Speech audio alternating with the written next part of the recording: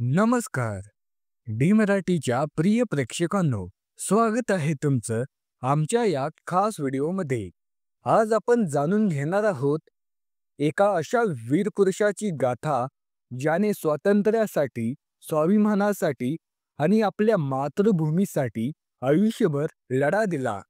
होय, आपण बोलत आहोत महाराणा प्रताप, मेवाडच्या त्या शूरवीर राजाबद्दल, ज्यांचं नाव आजही प्रत्येक भारतीयांच्या हृदयात आदराने घेतलं जातं. महाराणा प्रताप हे फक्त एक राजा नव्हते, तर ते स्वातंत्र्याचं प्रतीक होते. त्यांनी मुघल सम्राट अकबरासारख्या लढवय्या शत्रूला आव्हान दिलं आणि आपल्या मेवाडच्या मातीचा मान कधीच खाली पडू दिला नाही. आजच्या या व्हिडिओमध्ये आपण त्यांचा जन्म, त्यांचं बालपण, त्यांच्या युद्ध कौशल्यापासून ते त्यांच्या अतुलनीय शौर्यांपर्यंत सगळं जाणून घेणार आहोत. तर चला सुरू करूया ही वीरगाथा. भाग 1. महाराणा प्रताप यांचा जन्म आणि प्रारंभिक जीवन.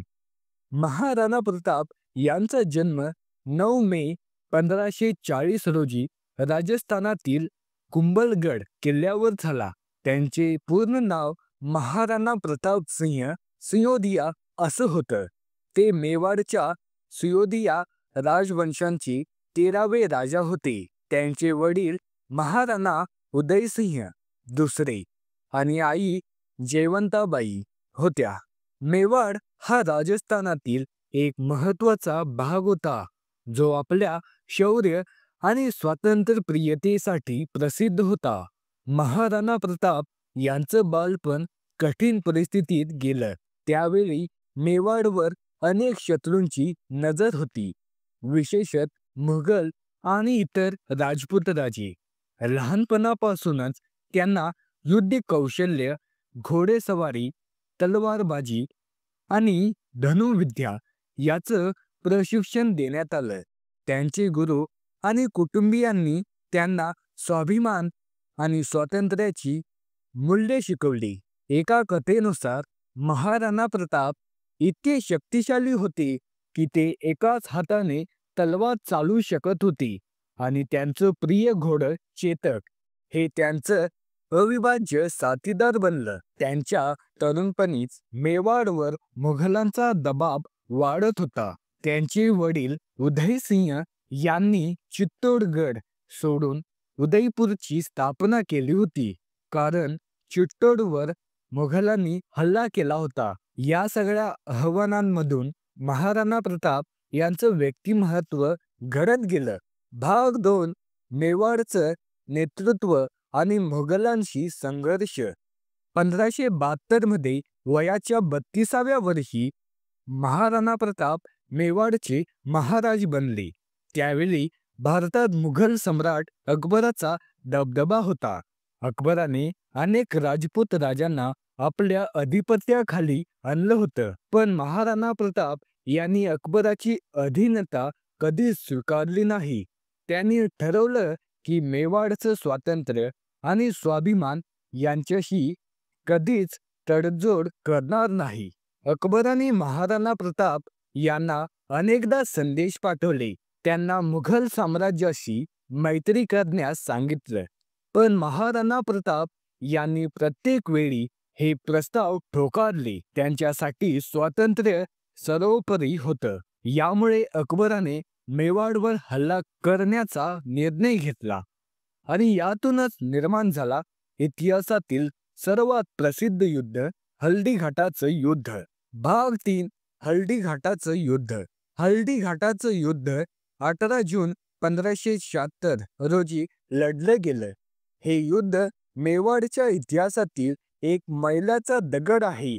या युद्धात महाराणा प्रताप यांच्यासमोर होता मुघल सेनापती मानसिंह यांच्या नेतृत्वाखालील प्रचंड मोठी मुघल सेना. मुघलांकडे सैन्य, शस्त्र आणि संसाधन यांची कमतरता नव्हती, तर महाराणा प्रताप यांच्याकडे मर्यादित सैन्य आणि संसाधन होती, पण त्यांचं धैर्य आणि युद्धनीती अतुलनीय होती. या युद्धात महाराणा प्रताप यांच्या समोर त्यांचा प्रिय घोडा चेतक त्यांचे विश्वासू सरदार हकीम खान सूर झाला मान आणि भील योद्धे होते. विशेषत भील जमातीच्या योद्धांनी महाराणा प्रताप यांना खूप साथ दिली. युद्धात महाराणा प्रताप यांनी स्वतः मानसिंहावर हल्ला केला. एक प्रसंगात त्यांनी आपल्या भाल्याने मुघल सेनेच्या हत्तीला जखमी केलं आणि चेतकने त्यांना युद्धभूमीवरून सुरक्षितपणे बाहेर काढलं. पण चेतक स्वतः जखमी झाला होता. युद्धानंतर चेतकने एका नदीवर उडी मारली आणि महाराणा प्रताप यांना सुरक्षित ठिकाणी पोहोचवून तो मरण पावला. चेतकचं बलिदान आजही प्रत्येक भारतीयांच्या हृदयात आहे. युद्धाचा निकाल तांत्रिकदृष्ट्या मुघलांच्या बाजूने गेला, पण महाराणा प्रताप यांनी कधीही हार मानली नाही. भाग 3 युद्धानंतरचा काळ आणि संघर्ष. हल्दी घाटीनंतर महाराणा प्रताप यांनी जंगलात आणि डोंगर भागात राहून गनिमी काव्याची रणनीती स्वीकारली.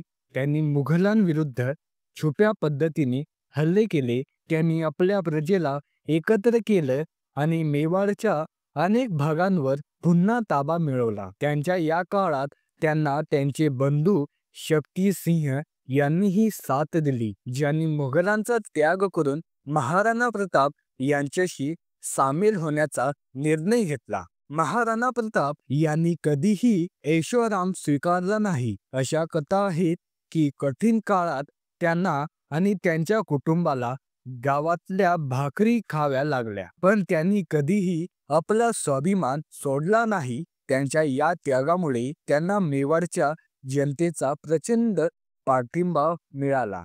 भाग 4 वारसा आणि मृत्यू. महाराणा प्रताप यांनी आपल्या आयुष्यात शेवटपर्यंत मेवाडचं स्वातंत्र्य टिकवण्यासाठी लढा दिला.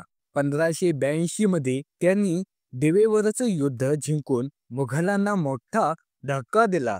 त्यांनी मेवाडचा बराचसा भाग मुघलांच्या तावडीतून मुक्त केला, पण सतत युद्धामुळे आणि कठीण जीवनामुळे त्यांचं आरोग्य खालावलं.